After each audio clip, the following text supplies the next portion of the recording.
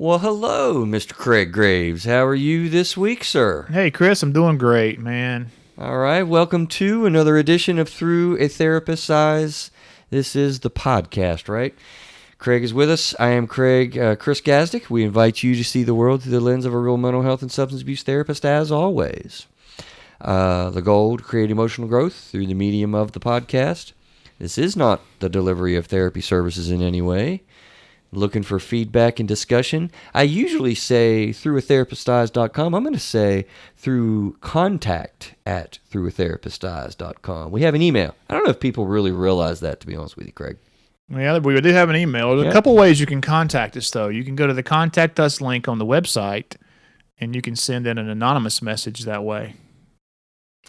We call it the fun fact, but I think it's a question mark. Want to know us or want to get to know us? We need to come up with a cooler way to say fun fact. You said it's my turn? I think it is. I think I did it last time. So my simple thing here, man, is just that if you see pictures or any of the videos we do on social media, that's what we're going to be talking about today, Craig. If you see any of those, you'll see that I do have a little bit of a beard. I got a goatee now. It's probably been something that's somewhat regular, but up until when did I grow my first full beard? It wasn't until like I don't know, man, a few years ago. For like 40 years, I didn't never have facial hair. It was always non-facial hair, and I'm thinking about going back. Oh yeah, yeah, thinking about going beard, back. Man, I'm a beard guy. I like beards. Yeah, people at home do too, but as it gets hot out, I definitely took it down, but just so you know, that's new for me, man. I am not as familiar with the facial hair reality. Craig, how's this for a title? Beware of screen time for kids and gaming addiction with Dr. Weigle. Does that sound interesting to you? That's a great title. Yeah. Before we get to the show, though, if you're a first time listener, we appreciate you. We've been running some campaigns to get to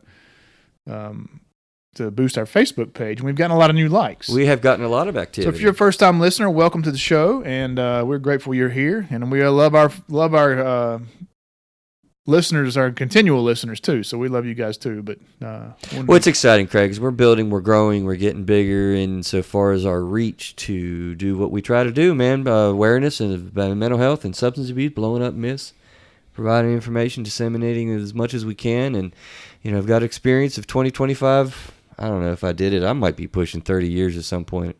Keeps going up, folks. He's like, he started out at 20. Now he's 25. Doesn't it end sometime? You just said 30. That's the first time I've heard you say 30. Well, 97 is when I graduated grad school, so do the math. I don't know what that is. Okay. Well, I'm not good at math in my head. It's pretty close. And I started before, in undergrad work, I started, mobile crisis team and doing crisis work stuff. I mean, running out to people's homes and dealing with suicidal and homicidal situations, admissions to hospitals. I mean, so he's got somewhere between 20 and 30 years. Something like that. Something like that. Listen, let's get ready, man. Shall we launch? Let's launch. Yes, let's do it. Let's bring Dr. Weigle on to the show, and I think you guys are going to like this one. And we have Dr. Paul Weigle. I'd like to introduce you to Through a Therapist's Eyes. Welcome to the show, sir. How are you today? Thank you very much. I do have to point out it's pronounced Weigle, but it's a tricky one. Weigle. Get that wrong. I tell you what, I'm going to spell my name and see if you can get it right. Oh boy. G-A-Z-D-I-K. Oh boy. Can I call a friend on that one? You can get a consultant if you need. Yes. So Weigle, Mr. Paul Weigle, welcome to the show. He is. See if I get all this right now, okay? You correct me if I'm wrong. A child and adolescent psychiatrist and associate medical director at, I'm going to butcher this too, man. Natchaug? Natchaug. Natchaug Hospital, at Hartford Healthcare in Connecticut, where he serves as the medical staff president. He's also co-chair of the American Academy of Child and Adolescent Psychiatry Media Committee and has been on the committee since 2002. Authored numerous articles and effects of video game and internet habits on mental health of youth. Treats children and adolescents with mental health problems at the Joshua Centers program. He received his medical doctorate from New Jersey Medical School and completed the medical internship, general psychiatry residency, and child adolescent psychiatry fellowship at, get this, Craig, Harvard Medical School affiliates. So anything with Harvard in it's got to sound cool. How'd I do? That's Well, thank you. I couldn't ask for a better. What's that? Uh-oh. I said, Sorry, I said I couldn't ask for a better intro. Thank you. There you go. I didn't hear you. So, man, we really are very excited about having you on with us because, Craig knows now that I learned so much from conferences that I go to, right? That's what I'm. Yeah, that's true. That's very true. I had to have it early on, sir, in this show kind of saying, I go to conferences and, I kind of poo-pooed it a little bit. But I think actually, Craig, what's happened is I've had a heck of a run with some good conferences lately. I guess I just chose wisely.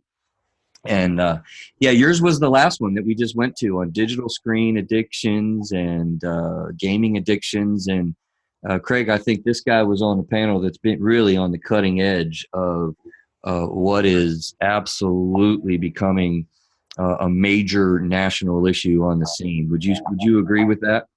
Oh, I absolutely. I think it's such an important issue, but it's something that people are only beginning to recognize and really talk about. I think parents are only beginning to recognize it, and I think that I would very much say that professionals as well.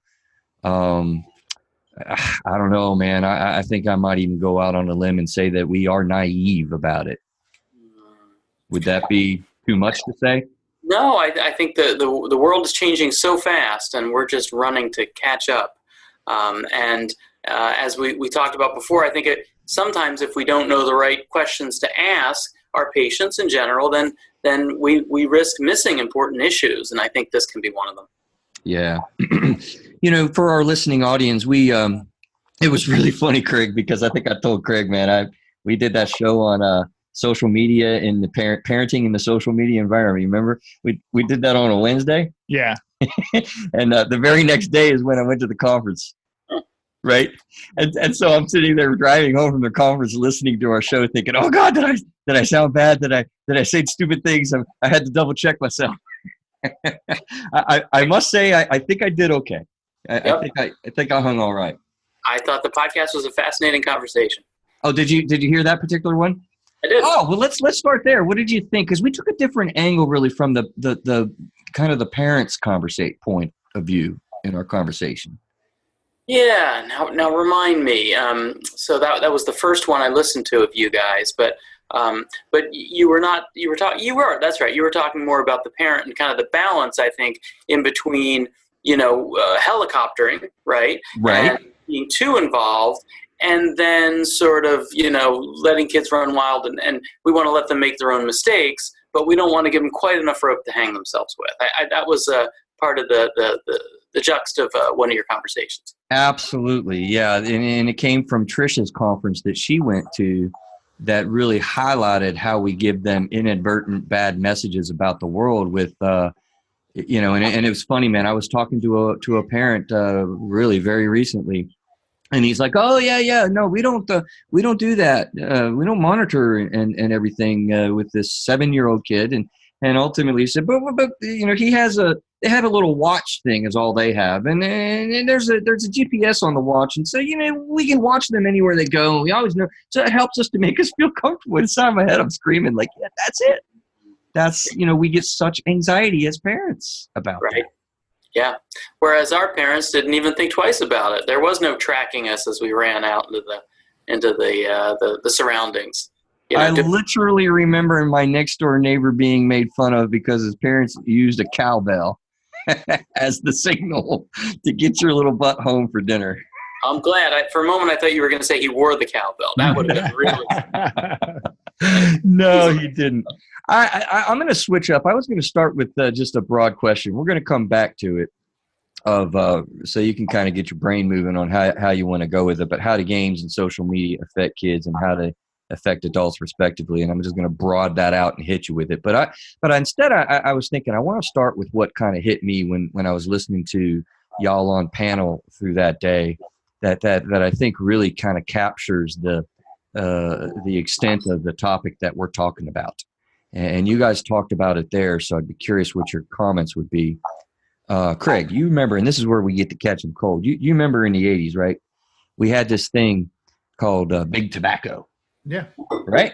Yeah. I mean, big tobacco was a big deal. It was a big deal because society basically kind of took them down, right? They were, unbeknownst to us, purposefully, knowingly, and maliciously marketing kids for tobacco products and whatnot. Right? You remember that? So, as a matter of fact, Dr. Weigle, right? I want to go Weigle. You actually highlighted how the increased profits with Joe Camel came out. You remember that slide? I don't know if it was yours or someone else's. That was another talk, but fascinating when the cigarette industry basically started selling to minors without doing so overtly. They would just use a cartoon character, and young people started smoking more, just like that.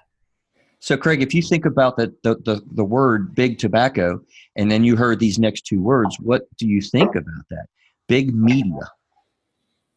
I would think the same thing, and I think it's true without you saying anything else to me that media companies and not just media companies, I would say, but they market to children, and if they can do things to hook those kids, which I believe they're doing a pretty good job of it, then they're going to have lifelong customers. Oh man, that's Dr. Weigle, what I have really thought about since the conference and how dynamic that is. That sort of stopped me cold in my tracks. It's kind of scary. And it was only absolutely. It was only in the 90s that big tobacco executives testified before Congress, and each and every one of them swore before Congress that they did not believe cigarettes were addictive. And it was not that long ago, and it's amazing to think about now because we've come so far. But this parallels, to me, the tech industry. I don't think the people in the tech industry are bad people, but it's amazing people's ability to not understand something when their job depends on them not understanding it. And in this case, it's the idea that technology can be toxic for kids. And it's the kind of thing where it's becoming more and more obvious the more research we do, the more studies we do, and it's a fact that those in the tech industry are blind to. And the cigarette industry, they promised to regulate themselves, but really they never did. They required outside regulation in order to make sure that they were not marketing to young people. And I imagine that ultimately this is what big media is going to need as well. Although, as you said, the country kind of stood up and took on the big tobacco. Would the country do the same with big media? And, well, I think the answer to that is going to be yes. I really do, as I've been thinking about it in the last month, man. It's a little bit of a different beast, as we'll talk about addiction and whatnot here in a bit, but and the application of social media in all sorts of ways. But I think you're right there. But interestingly, I literally just had a kid tell me that did you know, Craig, YouTube, I think she was talking about YouTube specifically, actually has like a button on YouTube or something that you can limit your time. Like you said, almost like a time limit or whatever. That's pretty good. I like that idea. It's interesting. Yeah. But the kid tells me, she's like, oh, but it's not a problem because you could just hit reset and reset the button. Yes. Yeah, kids can figure technology out, and if there's a way to hack it or get around it, they'll get past it. I'm gonna disagree with what you just said, though. I don't think the outrage against media will be as bad as it was against big tobacco or tobacco. And the reason I say that is because there's obviously health implications that go along with smoking. And maybe you guys will change my mind in a minute, and there'll be health implications that go along with media. But media seems to be so convenient. Your buddy can track his kid with his watch. We can set our kid in front of the TV or in front of the iPad or whatever and keep them quiet for a couple hours while we do whatever we got to do. We use them as babysitters. And, I just don't know. Maybe the outcry against big media won't be as much as it is against big tobacco. We'll see. Mm-hmm. That's a good point. And the fact that we, not all of the country in the 90s were smokers, right? But we all everybody uses media. Yeah. Yes. Good point. Very good point. And so, we have a much more complicated relationship with media. With cigarettes, you're pretty much either addicted or you don't smoke. There's a very few people who smoke casually, but the middle is much greater with these products, right? Those of us who use and maybe we use in ways that are unhealthy, but we don't have that true addictive habit. However, I think my thought that, Craig, you bring up, which is a good point, and I'll make this definitely when we talk about addiction in a bit, I see a big differential in the different applications, which are so amazingly varied with Snapchat and the locators and, through social media versus online gaming. And specifically online, where you're interacting with another human being while playing a game, and that's very, very different than all the rest of. I can't even talk about the applications because I don't know them all. Sure. We don't see people developing an addictive habit to using email or to setting their alarms. So, or using many of the functionalities that we use. It's the entertainment media that people can get into this terrible pathological habit with. So you're right. We can't lump all media in the same place. Smartphones are neither bad nor good. It's to a large degree how we use them. But unfortunately, how young people are most often using them is not in a productive way, right? They could be fabulous tools for learning, but that's not how most young people are using them. They're using them for entertainment. And what is exciting and engaging in the short term is oftentimes the least healthy in the long term. And we'll talk about games and some of your thoughts about the addictive nature and whatnot of it. But it's an interesting distinction for me with the video games where you play a computer versus, again, playing other human beings. That's distinctly different in my personal experience and in my observation. But then the other big grab time is YouTube. And I'm curious if you see a distinction. Well, you just said you saw a distinction between social media and gaming. Do you see a distinction between YouTube and the other stuff? Because it's almost like just watching TV all day. Yes, right. And it is watching TV all day, except for the fact that you have more choices and, and there is a interactive element. But so it is like, cable with 1 million channels, so to speak. So it is, but it is very different from gaming, where the level of interaction is much higher.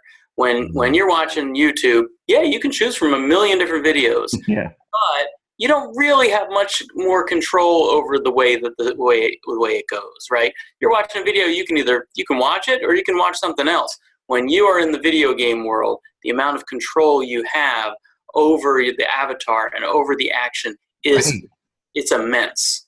The average Xbox controller has 16 buttons on it. You can press about 5 of them at any given second, leading to more than 100,000 different possibilities every second. So just the level of control that game designers give you. Yeah, it's I can't help it. I want to caution myself. I'm talking to myself here. Like, okay, we want to try to cover this addiction thing and be brief with it, but I can't stand it. We got to go to it because it's right in front of our face. And I just had a conversation last night with a couple clinicians, and I wish we could spend the whole show on this part because I feel like it's something that people really need to distinguish and understand what we're dealing with. But that's it. Like the intensity with this, and I think I shared it. Maybe you'll remember. Did I tell you about my own gaming experience with StarCraft and whatnot on that podcast before? Yes. Well, I think you told me when you and I talked earlier. Absolutely. Okay, I think I told our audience that last time too, but real brief. I guess I won't be as descriptive of it, and I'll refer the listeners to our other show on social media because I experienced a distinct difference when I played game after game after game after game after 10 years of not playing games, Assassin's Creed and Far Cry. It was fine. It was boring, and I jumped on. I played a little bit. I got bored with the computer. But, dude, I'm still 6 years later playing StarCraft 2 with my friends. Mm-hmm. And I get such a jump from it. It's like a different – it's so different than all the other social media components. Yeah. So, and games they do tap into a certain part of our brain. As humans, we have become successful because we learn how to be competent at different tasks, right? Humans have, there's a number of different tasks that humans have to learn in order to be successful. So our brain rewards us for this. When we feel like we're learning something, when we feel like we're competent at something and we're advancing, it is a very rewarding place to be because, again, our brains are set up for this. And video games really tap into that. Some people would say they actually weaponize that part of our brain that needs to feel competent and feel like we're advancing. So video games are unique in their ability and very different from other types of media in that they challenge you in a very real way. So if you don't focus fully on the game, you're probably not going to be successful. You can't just half pay attention to Call of Duty and win. It's just not going to happen. But if you give your full focus, video games are very good at setting just the right level of challenge so that if you give your full focus, you are going to be successful. And with that, it's a very reinforcing place to be. You get more skilled and the challenge level increases. And it puts the mind in this state of what's called state of flow. And the state of flow is, again, that full engagement where you have to be engaged fully, but you're having success. And that is just, it is a very engaging place to be, and it's hard to stop, especially because with video games, unlike real life learning, there is no natural stopping point. Right. Because it just introduces more challenges, just a little bit harder, just a little bit more complex. So it really forms what psychologists call a compulsion loop. And that is what really sets games apart from something like watching videos, which may be entertaining, but it is not engaging in the same way. Yeah. You are auditorily, visually, cognitively, and socially fully engaged when you're playing these games that you're interacting. Again, I think the key is with other human beings. I really feel like that's a big piece of what is the big kicker. When I'm just playing against the computer, it really isn't that intense. I don't think it has as much rush and triggers the dopamine and limbic system and all the brain stuff quite as much. But when you add that human element, I think I heard it on a podcast that I've been listening to since the conference, maybe at the conference. But when you add an element of competition to a video game, yes, you're off on another level. Yes. And when you look at those who engage the most, who have this addictive habit where it really takes over their lives, what differentiates them from their peers playing the same game who don't have this addictive habit is often, it's two things. One is exactly what you said, the competitiveness, that the addicted gamers, they want to be the best, and they have a strong drive to be the best. And with these games, the only way to get better is to keep on playing. And there is moderation does not help. You're not going to get to the top by playing, a moderate 1 hour a day or anything like that. And the other piece, by the way, is escapism, is basically wanting to leave your life behind and get into this other world, and so you can totally forget about real life. And of course, when you're in the video game world, you're not, some regular schmo like everyone else. You're the hero of the story, right? You're the Luke Skywalker or the Beast. Yes, exactly. So, and the fate of the world is literally in your hands in these games. So you feel that. You really feel that. So let me ask you with this topic of addiction. What do you think about the term social media addiction or the term screen addiction versus the term of video gaming addiction versus the term heroin and all the other type addictions? So the most research of these media, addiction ideas that you talked about, by far the most research is on gaming addiction. Although it's called by different names: gaming disorder, pathological gaming, Right. or internet gaming disorder. To point out that the interactive part is so important in the process. So by far the best data that equates screen addiction to substance abuse is in the realm of video games, far and away. It's the most convincing data. It's what we see in what I see in my clinical practice. Do I see young women whose excessive social media habits are causing significant problems in their lives? Yes. But we don't tend to think of it as an addiction as much. And the research on social media addiction is much weaker.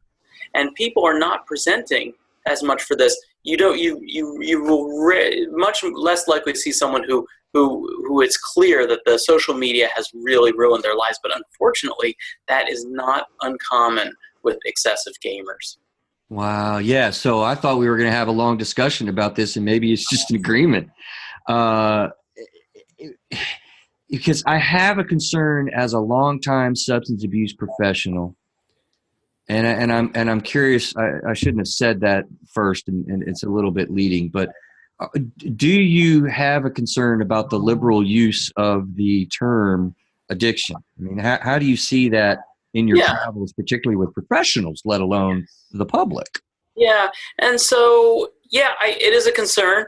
Similar to as I treat young people with mental illness, I grate a little bit when I hear people using the word crazy casually, and of course it's understandable, and people do it, and they certainly don't mean negative, but typically, but similarly, the use of the term addiction can be used too liberally to include any habit that we have a hard time controlling.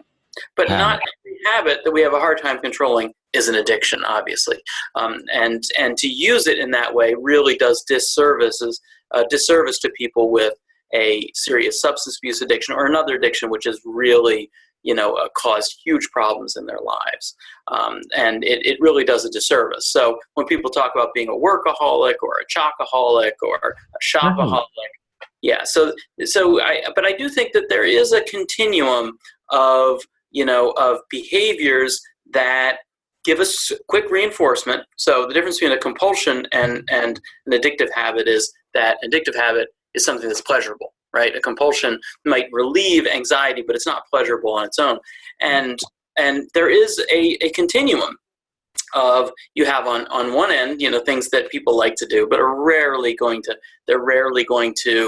ruin their lives doing it. And on the other end, you have, something like heroin, where very few people can do without it ruining their lives. So Craig, I finally got you. I think the last time we had this conversation. Yeah, he did. I keep pressing him on social media being addictive.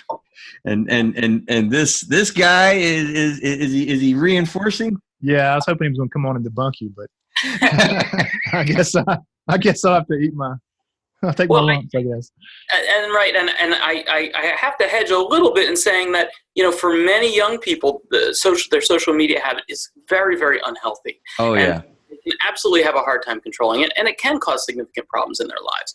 But, but there are so many gamers who they haven't worked, in years. They're living in their parents' basement. They are, they're extremely unhealthy, thin, and cachectic, and haven't had social contact. And it's rare to see that level of dysfunction arising from social media for various reasons. But I do want to point out that for many young people, they have a hard time resisting it, and it does cause significant problems in their lives, social media as well. Absolutely, and I'm going to reinforce that in a second after I say this. But I say this to really help professionals really see a distinction. Furthermore, when we're talking about gaming addiction, you just described a lot of like harrowing realities. We're talking about people that are playing video games, guys. Literally, people I don't think generally in the public know and understand We're talking about people that are on their games for 15 hours in a 24-hour period. I mean, Yes. 18, 17, 14 hours, man. I can't imagine playing StarCraft 2 even one time that long. I just couldn't. After about 5 hours, granted, it might be 2, 3 in the morning, I'm fried, man. Yeah. Talk about biological tolerance ability. You've gotta have some video game training to have that kind of a session. You know what I'm saying? Yeah, but it's effortless for those who they get that much reinforcement out of it. It is that reinforcing and engaging that they'll be doing the same thing for, as you said, 15 hours a day. Some will say they only stop for sleep, and which is usually not as much as they should get, and for a once-a-day trip to a restaurant or someplace to get food once a day. But gamers, oftentimes they lose weight, the severe gamers, because their drive to play the game overrides their drive for hunger. It's physiological nutrition problems. Yeah. It's profound. And so I'm glad we're having this conversation to put some credence in whatnot, because the substance abuse field for a very long time has kind of carried very clear, albeit we don't have a blood test and whatnot, but very clear criterion that we're looking for to diagnose addiction versus people that are abusing substances, who happens a lot too. A lot of substance abuse versus substance addiction is out there. And again, Craig, I talk about sex, gaming, gambling rather, and eating, and we're clearly having video gaming added to that. Now, the differential with social media, to reinforce what you said, Dr. Weigle, the habitual use of this stuff, that's where we get teens. And I'm gonna ask you the broad question again here in a minute, but that's where we get teens with the anxiety and the cutting and their tantrums and terror when you take the phone away. I mean, it's terribly, horribly habitual in nature, but short of addiction. Yeah, and in some ways, sometimes it does look a little bit more like a compulsion than addiction. And the reason is I see young women who check their phone hundreds of times a day. Now, why are they checking, right? So first of all, they're checking to see if their post got likes. And that can be a little bit reinforcing. It can be pleasurable. It can also be anxiety provoking, because if it's not getting enough likes, I'm going to have to take it down quick.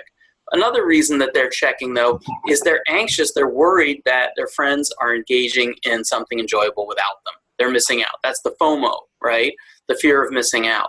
And the third is they want to make sure that no one is online saying negative things about them.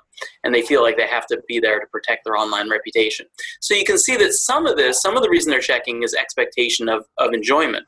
But a lot of the reason that they're checking is because they're anxious and they need to settle their anxiety, worried they're missing out on something, or worried that they are worried that they have to defend their reputation. So in some ways, it can resemble more of a compulsive habit than an addictive habit. Which we know cutting can be a part of that for teens too. I mean, it's a dopamine release. It gives you a little bit of a rush, and people, listening might not realize that, but it teenagers absolutely, and adults too, can get into this behavior. And it's kind of like, what? But again, I think that, and I hear you kind of agreeing, I mean, that kind of falls short of the whole full-scale criterion of addiction. Typically, yes. Yeah. But yeah, as you say, that it can be related to depression and self-harm in young people. And there are a number of studies that show the more time you spend online, the more likely, and in social media, the more likely you are to have depression and social anxiety. But it can be a vicious cycle, because the young people who prefer to go to socialize online are often those who have depression and anxiety. And the reason is they feel less on the spot communicating online, right? So no one can see you. No one can see your face if you blush, if you stutter. And when someone asks you something online, you're not sure how to answer, you can take your time. You can stop and craft your response the way you want it, in a way that you couldn't in real life. So depressed people and socially anxious people far prefer to spend time online than people who are not depressed and anxious. But they oftentimes risk over-engaging in this unhealthy habit, which ends up being a vicious cycle. Yeah, social phobia is what we diagnose it as. Oh man, the nature with video gaming and habitual nature of that's a terrible hookup in combo. It really is. We're going to take a break for our sponsor here in a second, but just before we do, to wrap up this addiction component versus habitual use, which thank you so much. This has been such a refreshing conversation as a substance abuse professional for me personally. But you know what I thought about in the last 24 hours, Dr. Weigle? What about virtual reality? What are we looking at upcoming? Yeah. So, and of course, virtual reality has been around since the 90s, but it was so clunky and primitive back then that it really never caught on. But at this point, I don't know if either of you have tried one of these modern virtual reality headsets. I have not. Yes, I have. Oh, you have? My daughter got one for Christmas. Amazing. Why have I not played this, sir? No, it's amazing. She has this Jurassic Park game. And when you put it on, you can see the dinosaurs. Yeah. And it's almost like you can reach out and touch them. And you can like turn your head to the left and to the right, and you can see the forest, and it's amazing. I need to see this. The video, the video is like you're at a movie, but that's just going to improve as time goes on. Mm-hmm. Pretty soon that thing is going to be 4K or whatever the highest level of HD is now, and it's going to really be cool then. Wow. And they may have those now. But hers doesn't. Hers is not quite that clear yet, but still, it's amazing. Yeah. So I do think that this is this very well may represent the new wave of interface with entertainment technology and all of the things that make the video games so habit forming. I think that the virtual reality has the potential to be even more so. Man. So when we're playing, we have some cues. We do have some cues that remind us to stop, right? So a lot of us might be playing a video game and say, all right, at 10 o'clock, I'm going to stop. And they see it's 10, but then they think, well, maybe just a little bit longer, right? When you're in that virtual reality headset, you can't even see if it's day or night. You can't hear your family member calling for you. You really are cut off from cues that would normally help us to think, well, maybe I should stop. So that I do worry. There's not a lot of research on it yet, and the virtual reality really has not hit regular use, yet. But I do think it's on the verge, and it is very concerning. So to repeat yourself, you just said related to the video games that we describe with Call of Duty and StarCraft and this type of thing. You have a preconceived concern of that being even more of an intense, destructively intense concerns about it. Absolutely. There's so many young men these days who are, who have this failure to launch syndrome more than ever before, and who aren't working, who aren't going to school, who are just staying home. And when I ask my young patients why, essentially it's because they say the video games are so good. And it is, and they're not dating as much as they did. It really has changed, what it means to be an adolescent boy. And why is it that this was not such a big deal in the 90s? Well, the video games weren't that good then, right? Yeah. But as time goes on, they become more and more engaging and more gripping and more complex in a way that grabs our attention and won't let it go. Wow. Craig, I really seriously don't know whether to shake in my boots or scream to come over to your house tonight to play this thing, man. I don't know which one. I really don't. I think that perfectly encapsulates our relationship with technology, right? Right. And we hate it at the same time. So let me take a break for our sponsor, and we'll be right back to the show.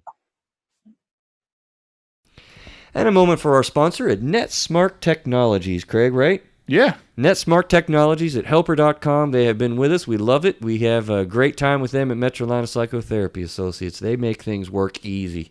They make it work simple and easy. I think I told you before, Craig, I used to have to kind of monitor our billing and whatnot and get them engaged and get them going. DW's always ahead of me now. It has been automated and super quick with electronic remittance advice, and we are loving it, Craig. Cool. And Helper.com. let's go back to the show. So, Craig, let me hit you, man. What are you hearing? What are you thinking? Just kind of listening to all this from your perspective in your head. Well, I mean, this stuff about being addicted to games and guys who play games 15 hours a day and can't work and are losing weight, that's all new to me. I didn't know that.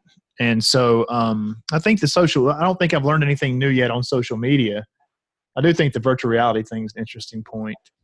But, just from being addicted to games like that is like a drug addiction. I mean, I know drug addicts who do those kind of things and look that way and lose weight and can't work and live at home, and I didn't know that you could do that with gaming. Yeah. And those are somewhat extreme cases. What I often see in my practice is boys who engage so much after school that they don't do their homework.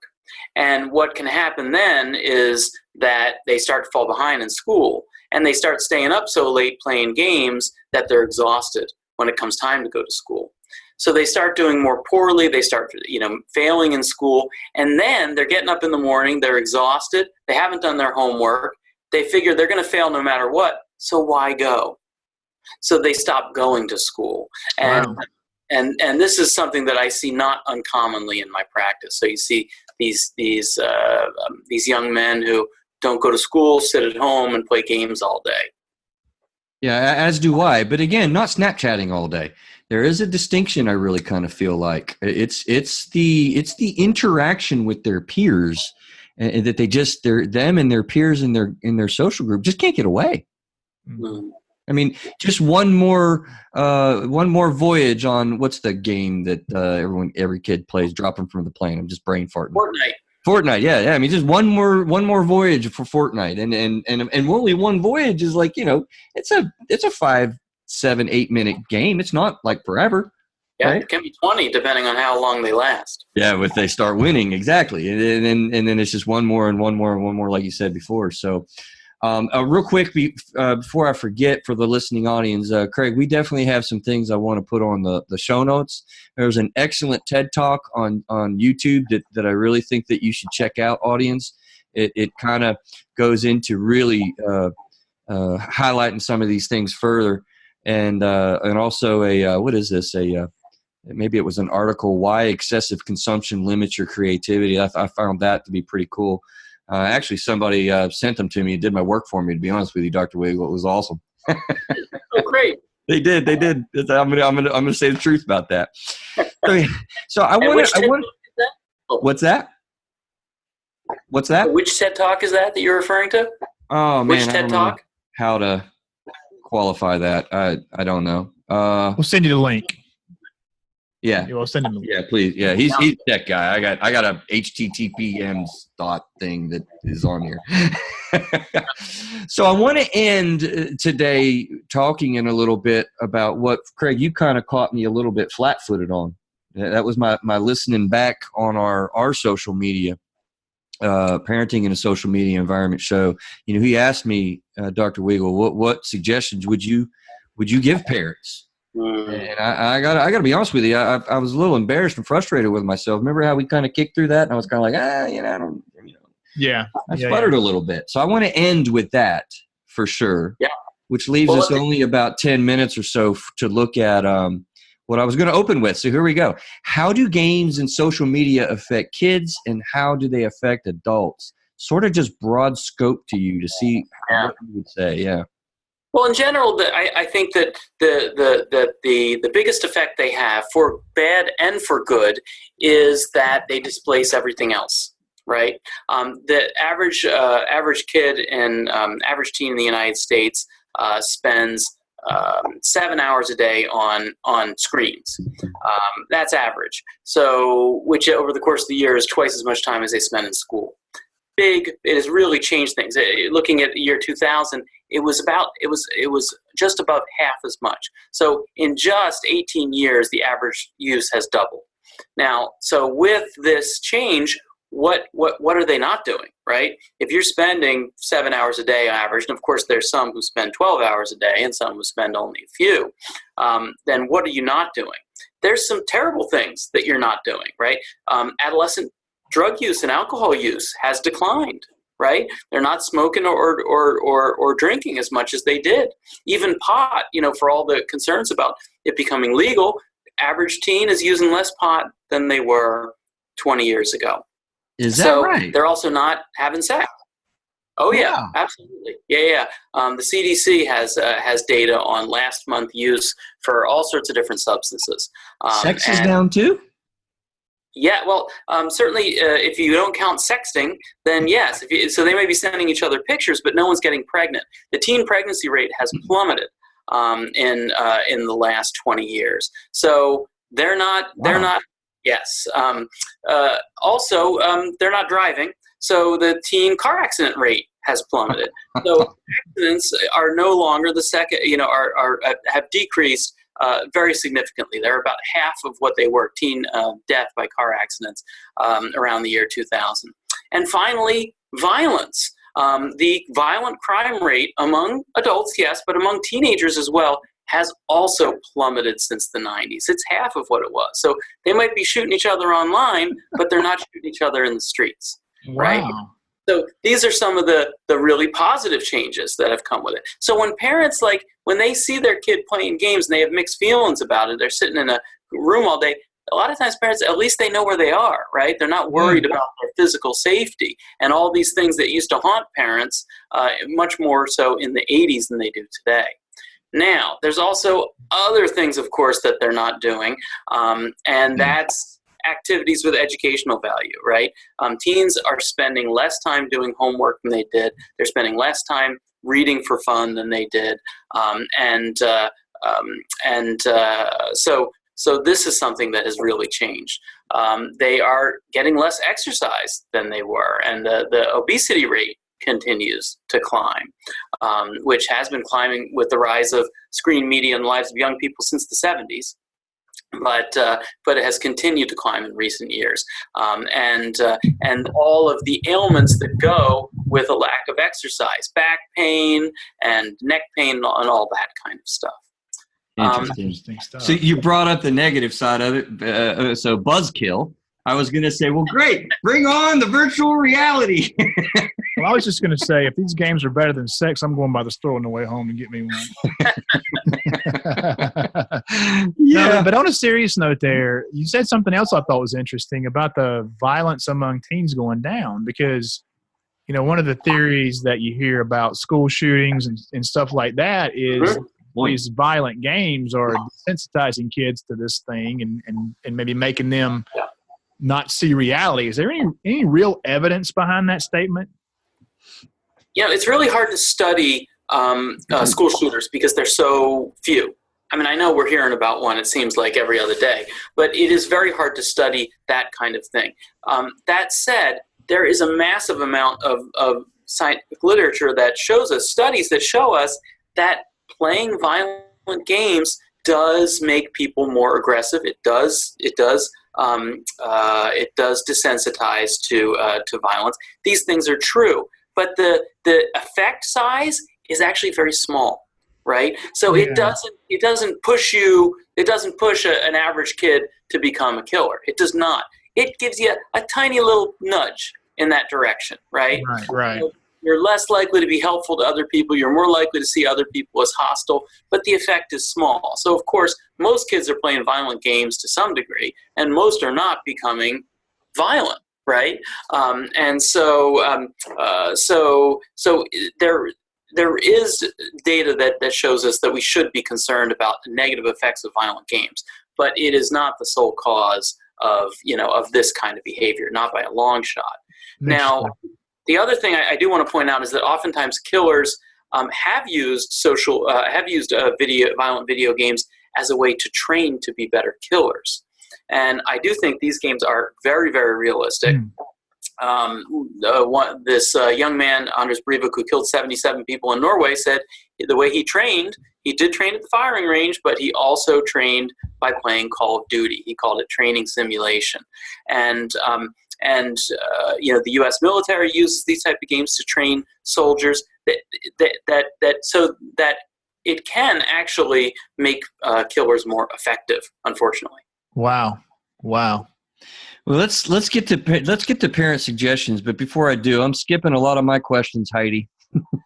I say Heidi because it's a shout out to a fellow conference lady that was there that day. And I was like, "Hey, you guys want to ask some questions? We're going to ask some questions on the pod show." And she threw one out, and here it is. Heidi says, "Well, what do you think about the start time of schools in regard to obtaining 8 to 10 hours of sleep?" No, that's good. It's a good point. Good question. Yeah, I think it's a real shame for young people. The problem is that teenagers don't have a 24-hour sleep-wake cycle the way adults do. Teenagers actually have a 25-hour circadian rhythm, which means, and this is something we all know, that if teens are not forced to get up at the same time, if they're not exposed to sunlight first thing in the morning, they're likely to stay up a little later and stay up a little later, and then before you know it, their sleep-wake schedule is completely messed up. They're sleeping, they're sleeping during the day and they're up at night. And we see this in a lot of kids teenagers in the summer. And so teenagers are the most sensitive to having to get up early in the morning. If you wanted to pick one group to punish by doing that, it would be teenagers. Exactly. And, I want to refer you as well to a prior show. So I usually try to, Craig, highlight different shows. Maybe we can do that in show notes or something. I kind of forgot, but we're building on shows now in this year of our operation. And you would be very interested in Dr. Stafford's comments. We did a 2-part series with him earlier this year, and he talked about that in depth in ways I've never heard anybody talk about. And his point kind of, I don't know, I can't hang with you and him in that regard, frankly, but I think I kind of heard him go into depth a little bit on saying that teenagers naturally really are biologically wired to stay up later. And that's absolutely right. Yeah, that's weird. And to dovetail with our discussion today, that also means they're especially sensitive to the effects of staying up late and playing video games or being on social media. Oh, yeah. Wow, yeah. Kind of goes hand in hand, right? Absolutely. And another thing that teens are not doing as much as they were around the turn of the millennia is they are not sleeping as much. The insomnia rates have risen sharply. And very often in my practice, when parents think their kids are sleeping, the kids tell me that they're downstairs playing video games or they're on social media in their bed. And the screens in the bedroom really play a huge role in kids not getting enough sleep, which is so important for mental health and so important for learning, because the sleep is the time memories get encoded during the day into long-term memories. So it's essential for learning. So sleep is so massively important, and unfortunately, insomnia is becoming more and more common especially among teenagers. Wow, that's kind of crazy. I didn't know. I've never heard that part, because teenagers are so, I don't know, just remembering my own sleep cycles and stuff, man, you sleep like a rock when you're young. You hear them having insomnia? That sounds crazy to me. Oh, absolutely. And the biggest reason is they don't want to turn it off and go to bed, right? So playing video games late, being on social media late. But the other thing is, and people talk about the blue light, and that is an important factor, but even more important is how engaging these activities are. Studies show that after you play a video game, it takes you 3 times longer to fall asleep than if you watched a show or read a book. And the difference is that these games are exciting, and your arousal level increases, your blood pressure and pulse increase. So once you even turn off the game, your mind is still on the battlefield for a while. You're still hyped up, and it's harder to relax and go to sleep. Oh, listen, You can see it. Listen, I have played StarCraft, and I go lay down to sleep. Craig, I close my eyes, and I am literally seeing the Protoss beams coming at me, and me going around the bush to get my machine gun into the thing. You see it and feel it for probably a good 15, 20 minutes. Well, there's a lot of things going on there, right? Yep. Your mind's still wound up. Your screen's probably messing with your melatonin production. Is that right, Dr. Weigle? Yeah, Right. The blue light can make your mind think that it's seeing a little daylight in the middle of the night. Yeah. So, holy cow, what are parents to do? I mean, what do we give as suggestions, very specific terms? My gosh, it's so broad, and I think that we just don't have enough research. It's just so dang new. So I don't want to freak parents out. I really don't, because that goes to where we talked about the last show. Yep. But we need to know what to do. I think they're going to be a little freaked out from hearing some of the stuff we've already said. Yeah. Yeah. You know, I'm freaked out. But kids are different. You know, I was talking about, you know, in general and large groups of kids, but you and I both have kids who could take it or leave it with the screens and seem to be able to put them down. And that is a huge, huge difference. It's the kids who can't that we really worry about. Of course, those are the same kids who are going to fight you the most about trying to put limits on their screen time as those who need it the most. And in general, studies show that putting limits on screen time is one of the best things, one of the best gifts that a parent can give a child, although they certainly will not thank you for it, not perhaps until they're older. But studies show that just putting limits on screen time, on what kids are, keep an eye on what kids are engaging in, and putting limits on those things has powerful effects on kids' behavior. Their behavior improves, their academics improve, they're less likely to be obese, and they're more likely to be happy. So it is really tough. It can feel like a constant battle for parents to put limits on this stuff, but it is so important. And it really does pay off in the long term, even though it's tough. So that's the first thing I would think about. The second thing is, if you're wondering, is now the right time to give my kid a smartphone or to get him an Xbox, I really urge parents to hold off. These items are like a Pandora's box in the lives of so many young people, where it's easy to introduce it, and it is very hard to extract it. You know, once it has its hooks on kids and the way they're thinking and the way they're behaving. Real quick to jump in there, is there a distinction on this second suggestion? It just occurred to me, I mean, this is honestly a fresh, real new thought in real time. When we're looking at suggestions for parents, is there a distinction between holding off on cell phones, as you just said, because there's an interactive issue tremendously, and holding off on gaming systems, not so much of a concern? However, gaming systems with the online component added as well, equal to cell phones. Does that make sense? Did I say that well? I think so. So you're trying to draw a distinction between video games played online and video games that are not played online, for one thing. Just in the house, yes. Yeah. Yeah. So there is some data that the games that are played online, as you suggested, can be more habit forming, and a lot of it is that competitive piece of it, right? That competitive aspect that makes games even more habit forming. However, there are, unfortunately, even games that are not played online for a lot of young people can be a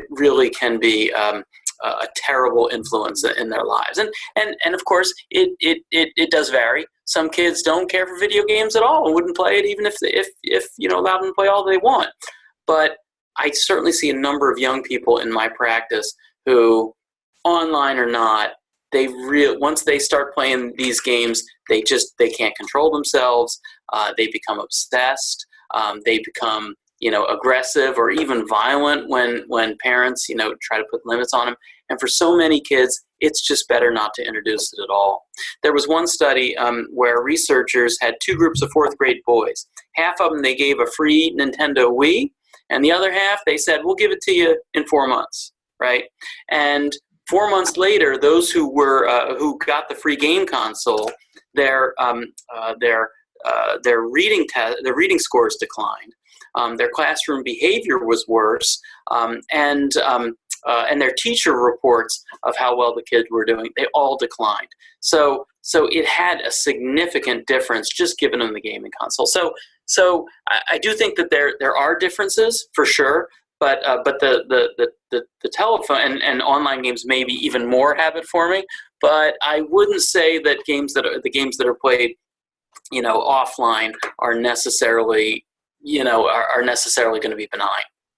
All right. Can you pop an age for a smartphone for a kid? Oh boy.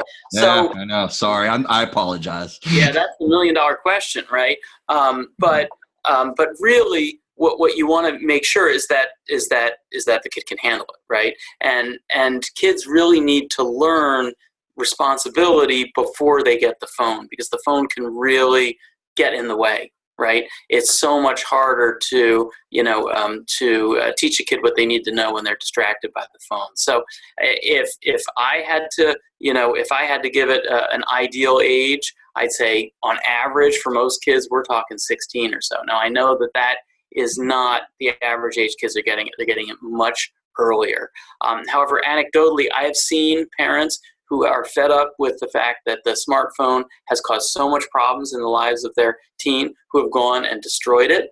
And I'll tell you, it's not necessarily what I would have recommended, but so often the teens feel so much better, and will admit to me that they're so much happier without it, even though they miss it, right? Yeah. So. Yeah. We gotta say goodbye and wrap up. Craig, you look like you got some thoughts to wrap us up our time. Well, I was just going to say I had a friend who did that. He took his smartphones from his kids and gave them a flip phone. And, in the beginning it was a struggle, but afterwards he said everybody was happy and there was more conversations in the family, and, it turned out to be a good thing ultimately. That's interesting. Well, listen, anything that you would say to sum us up, sir? And to say to who? To our audience, anything that you would say, sir, to kind of sum us up, or things? Oh, sure. Yeah. Yeah. So I just think that tech is both. It is both good and bad, but young people, they really need our guidance in making their tech habits. Once they make these habits, they are very hard to change, and so it really is much better for kids if they can avoid developing excessive tech habits to begin with. And the important thing is for parents to make sure that kids have enough time to get adequate sleep, to do homework, to do chores, which are so important for kids, to have real life face-to-face socializing, and to have family time and exercise. If the kids have enough time where they're getting enough of these, then a little bit of tech use is not going to hurt them. Old school is tried and true. Have a meal together at a table, right? We've talked about that for years, huh? Yeah, definitely. Absolutely. And no phones, of course, at the table. Right at the table, yes, sir. Yes, sir. Craig, we do have some of those natural rules. When you asked me that question, I kind of went back and thought about some of those. But man, it is something so far as suggestive strategies to parents that I think in the next, I would say to parents, man, stay tuned in the next, 4, 5, 6 years, because I think our field is really wrestling with this issue. Would you agree with that? Absolutely. Yeah. I think our whole society is wrestling with this issue. It's like we're the guinea pigs in this great experiment, just figuring out, what the effect is and what it's doing to us and what it's costing us. Absolutely. Well, Craig, I think we're going to go on a little longer, but Dr. Weigle, we have to say goodbye. I am so appreciative of your time. Thank you. Yeah, so much. Very interesting conversation. It's fantastic. Our listening audience is going to benefit for many months and years to come listening back to this. And I love getting word out about mental health and substance abuse and blowing up misconceptions and myth and getting information disseminated. And you, sir, have been a huge part of that today. So very much appreciative. Great. Well, thanks so much, Chris. Thanks, Craig. It's been a pleasure. Well, take care. Absolutely. So, Craig, man, I'll tell you, man, you're scared? Are you freaked out? He did say some things that might freak people out. Hey, can we just take a break so I can check my phone real quick? Yeah, well, are you sure? I'm just making a joke. Dang. That was supposed to be funny. That's hysterical. I get it. I got it. I think I would just kind of caution freaked outness totally. You know, I mean, Yeah, freaked out's not the right word, but there is, you know, and if I look at my own children's use of social media and their smartphones, I probably need to make some changes based on some of the stuff we talked about today. And we're not big gamers. My son has a gaming system, but I would say he's the furthest thing from being addicted to it. He could take it or leave it. As a matter of fact, when me and his mother are divorced, and he, you know, goes between houses. And when he comes to my house, he doesn't even bring the gaming system. Really, that's a good sign. Yeah. That's a good sign. But to think that somebody could be holed up in their parents' basement and can't work or eat or anything else because they're addicted to playing games blows my mind. Yeah, I was really appreciative of the part that we talked about with him, you know, from my substance abuse background. And I was actually kind of surprised at how much he seemed to kind of agree, you know, with some of those thoughts about the liberal use of the term addiction. Man, addiction, I mean, when somebody is running on alcoholism or heroin or, you know, I mean, we talk about gambling addiction, and there is such a thing as debting addiction where people spend money, and it is buying stuff to some extent with debting. That's included in gaming. Craig, we're talking about $40,000 worth of debt. We're talking about 50, 60K. From spending on games? From gambling and debting and whatnot. I mean, addiction is... I'm not sure know what debting is. What is debting? Debting is like credit carding and credit and buying and buying and gambling and gambling. Okay. See, debting is a newer term. I had actually heard about it until not too long ago in my career. It's a somewhat new of an idea, but gambling isn't. But when you start talking about gambling addiction, you're literally not paying your house payment. Wow. And you're gambling it away. Wow. And it happens and you're embarrassed. And then you say it'll never happen again. And it'll happen again and again and again. Huh. It's addiction is so profound, and thankfully it's about 10% to 15% at tops of our population. Wow. This is not all these kids. Mm-hmm. It's not all, you know, the more severe kids not eating that seems to strike you, that's about 10%. I wish I had time to ask him that to confirm that, but that's what substance abuse history, we know that statistic has been pretty consistent for my whole career. Yeah. You know, yeah, 10% of our population and whatnot. So, but it's scary. The habitual use stuff is not addiction, but there is a lot going on in the habitual nature of this that's socially affecting us. Mm-hmm. But when it comes to habit forming, what do you think, Craig? I mentioned homeostasis. I do have some faith in human beings dealing with something that's so new as tech is. I feel like people are going to really catch wind, as you've kind of said, man, you don't listen to the news anymore at all, right? No. Yeah, the 24-hour news cycle and checking your phone all the time. I mean, well, we talked about YouTube, and so I don't watch the news, but I do watch news segments on YouTube sometimes to get the latest news. But no, I'm not watching CNN or MSNBC or Fox or any channel 24/7 like a lot of people do. Because you got sick of it. Yeah. And I think a lot of people don't do that now. Yeah. I think it's fear mongering, and, you know, I guess I could get into the politics of the whole thing, but I won't do that. I won't do that to our audience.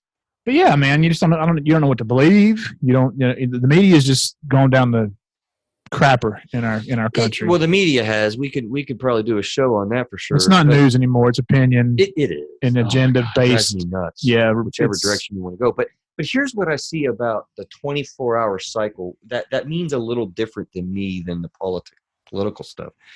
I think our society experienced for the first time the intense nature that this creates.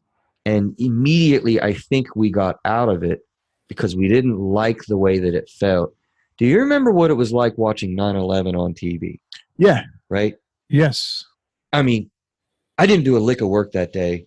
I literally watched that cycle and those videos over and over and over and over, like all day long, as much as I could get. And I think that was a pretty common universal experience. And I think as we in the weeks and months and really the years following that, people were kind of like, oh my God, I just want to turn it on and turn it off. And I think that's what a lot of people do. Mm-hmm. Do you see what I mean? Like with the news specifically? Yeah, when a big news event happens, you kind of turn it on. You want to watch, see what's going on, and then you turn it off. Yeah, I would say so. That's the beauty of YouTube. I can watch a 8 or 10 minute segment on the news and I don't have to put up any more of it. Yeah. You know? Yeah. Exactly. Yeah. You know, and I think the problem with that thing though is we're getting off topic. But when the planes hit the buildings, I mean, you could turn on any channel and see the fact that the planes hit the buildings. These days, you can't get a straight answer. I mean, if you take this Mueller report thing, if you watch CNN and Fox, it's two completely different news reports, two completely different things. So who do you believe? Yeah, that does go off into a bunny hole, but it is. I mean, I think people are. You're right. You don't get news reports. You get news opinion reports. Yeah. So now every piece of news that comes out, I question whether or not it's really the truth. Yeah. And then we should. We absolutely should. Well, we always should. But there was a time when you could pretty much depend on Walter Cronkite to tell you the truth. Oh, he was a good man. We're going These days, you don't know what the hell to believe. It's true. It's true. We didn't get to cover, Craig, a lot on anxiety and depression that I wanted to cover because the habitual nature of what we talked about, I think that particularly anxiety, I don't know how to distinguish as much with depression because I kind of have a little bit of a lean towards anxiety getting increased and whatnot. Depression does too, don't get me wrong. You get depressed because I'm not as pretty as that person and I'm comparing myself to this and that. You know, but boy, I tell you, the habitual use of Snapchat and Twitter and Facebook and whatnot, it has a big impact on how people are experiencing increased rates of anxiety. Yeah, I didn't really realize some of the things that he said, but when he talked about the girl checking her social media to protect her own, you know, she's anxious, but on the other hand, she's looking for affirmation. So if her post is getting a bunch of likes, she's happy. But on the other hand, she's also nervous that somebody's going to say something bad about her, you know, and ruin her online reputation. So there's kind of double-edged sword. It's kind of like, double-edged sword. You know, you're kind of like riding a wave. I feel good now. Oh, wait a minute. Now I'm feeling good again. And I didn't really realize that kind of thing was going on. Yeah, it's interesting to listen to these guys, and thank goodness, Dr. Weigle, for people like you who do research. I love the researchers, Craig. Yeah, me too. I'm not a big because I just can't do it. When actually, I know I stand corrected. I made that comment to him at the conference. He's like, "Oh, now wait a minute, hold on a minute," because I really like those researchers too. I'm more of an research interpreter, so I do stand. I will correct myself, so he doesn't email in and be like, you know, slamming me, but. The research that we're learning with brain chemistry and how it affects anxiety, man, there's a lot of stuff that we're going to be learning there, I think, in a lot of ways, not only just with social media and gaming and whatnot and how the tech is influencing it, but boy, society and social interaction at large, we're going to be learning a lot about that. Yeah. It's a dynamic relationship between anxieties. I mean, you know, we all worried about who was the most popular kid in grade school, but FOMO, I mean, we didn't have a name for that back then. We have a full name for this whole phenomenon. Mm-hmm. And until I started diving into this several months ago in this issue, I've never even heard of FOMO. We know, you and I know the term. You introduced now, right? the term to me. I had not heard of that until then. Because it's a thing, man, and it's ravaging kids. Ravaging them, fear of missing out. They just got to stay plugged in. Yeah, I can't turn my Snapchat off. I'll miss something. Anxious. Oh my God, what's next? Oh my God, something's going on. FOMO is a term that's going to be in our societal vernacular, unfortunately, probably for a while now. I wonder if Steve Jobs realized what he was going to be doing when I guess he wasn't the first one that put the smartphone out, but really when the iPhone came out, was when the smartphone really hit the mainstream, if you will, I think. You're exactly right. And at the conference, Craig, they showed some stunning graphs about that. They really did. I can't speak intelligently about them because it's just memory of, you know, the graphs and stuff. But it was an exact spike when specifically the iPhone came out. Yeah. I don't know. I've always been an Android guy, as you know. I do have an iPhone now. I hate to admit it.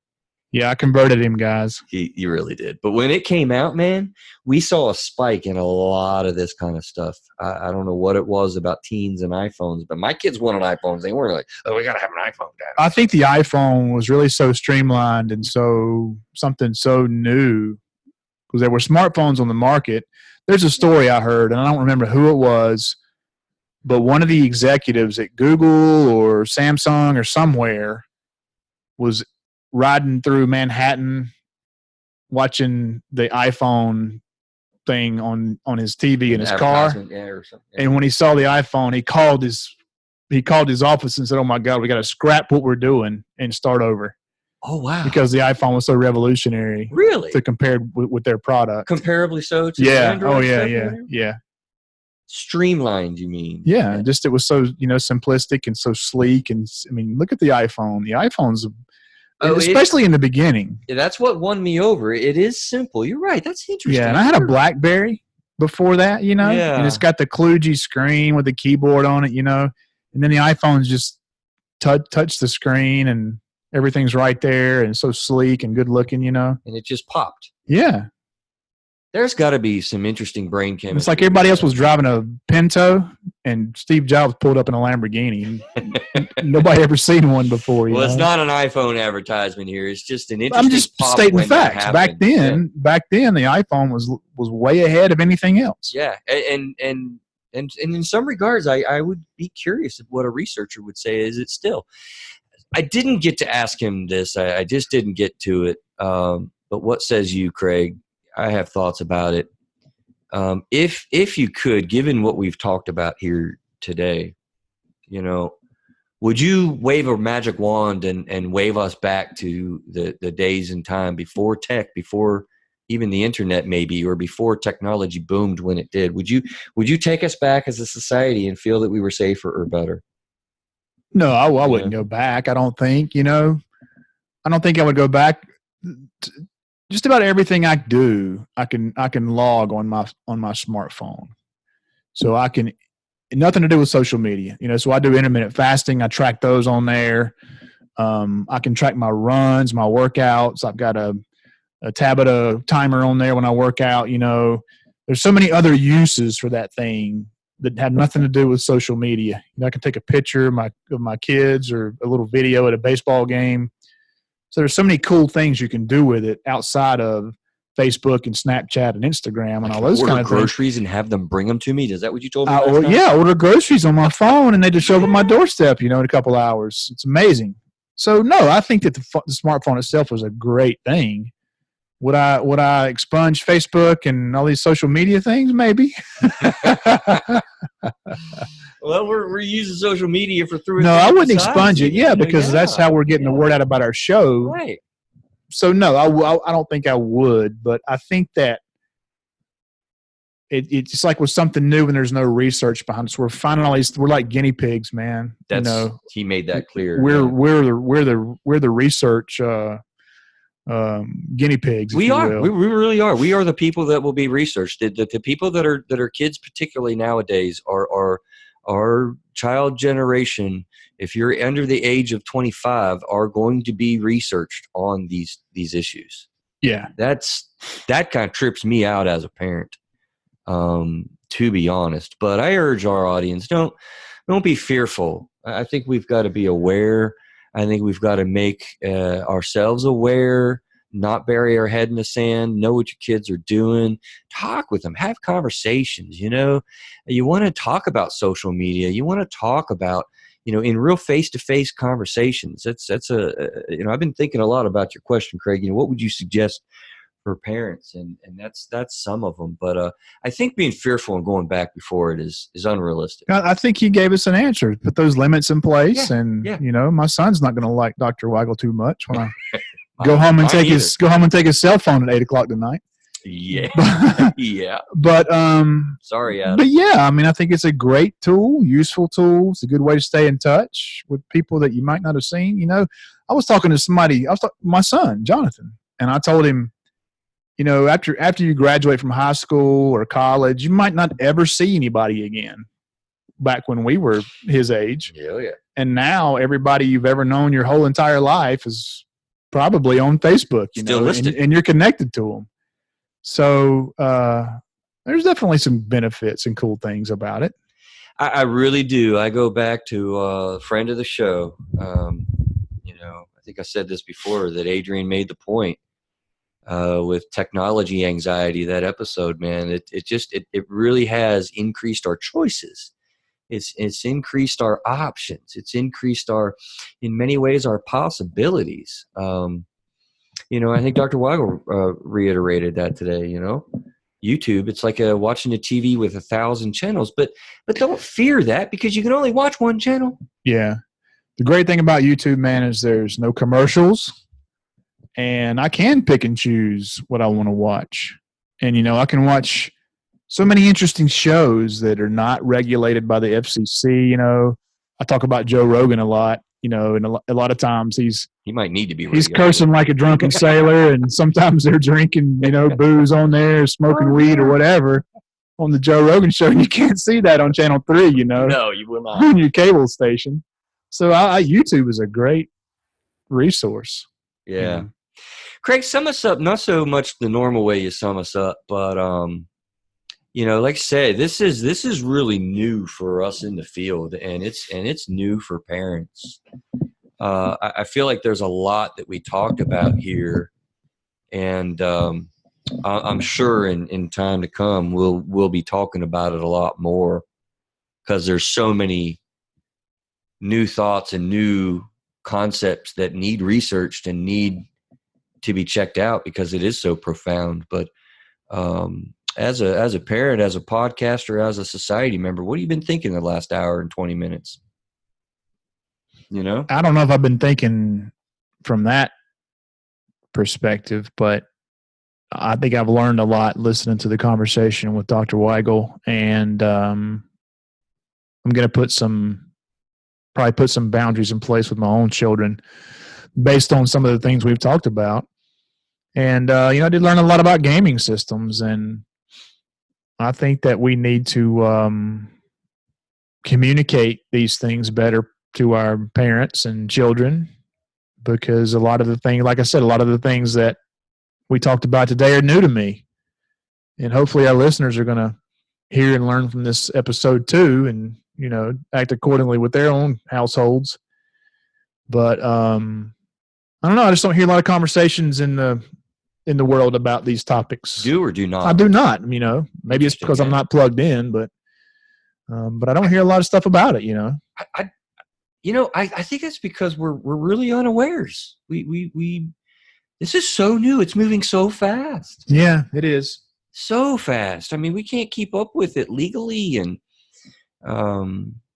moral applications, ethical applications. I mean, it's really rapid pace, folks, and that's not going to stop. As a matter of fact, talking to my good friend Adrian again, man, he explains to me how the rapid increase of computing power is dramatically increasing and doesn't show any signs of stopping. No, it doesn't. It's humans are going to have to adapt. Yeah, and that's it's going to be an interesting ride to watch, for sure. Yeah. Well, take us out the real way, Craig. What do these folks need to know? Through atherapisteyes.com, you can find out just about everything you need to know by visiting that website. We have got an email list we'd love for you to sign up for, giving away a little document called the Life Balance Questionnaire. You can kind of use that thing to see where you are in certain areas of your life. We're giving that away when you sign up for the email list for free. Our Facebook and Instagram links are out there. We're continuing to grow our audience, and would appreciate it if you guys would subscribe and leave us a 5-star review if you haven't done so yet. And man, the best way to grow any business, podcasts included, is to tell your friends. So if you're enjoying the show, then tell somebody about us. If you're on the email list, then forward that email to somebody that might benefit from some of the topics that we're talking about, and then they can sign up from there. Share our posts, like our posts, comment, send us questions, get involved. That's actually a new idea, a new thought. you can get the email list and then forward that email to somebody. Yeah, you can forward the email. Yeah, you can. Technology and that makes it so easy. Yeah, and if you do that, the person would have the life balance questionnaire and links to the podcast and that's pretty neat. All that good stuff, So that's pretty neat, Craig. I think that as far as where we going next, man, we've got a lot of several different group discussions kind of coming on. I've been talking about them, so I don't have a specific. I'm hoping to line some things up, but stay tuned, guys, because we got some really cool guests coming on with topics, in depth. Boy, this was a good one. Thanks, Craig. Thank you, sir. All right, and we'll see you guys coming on up next week.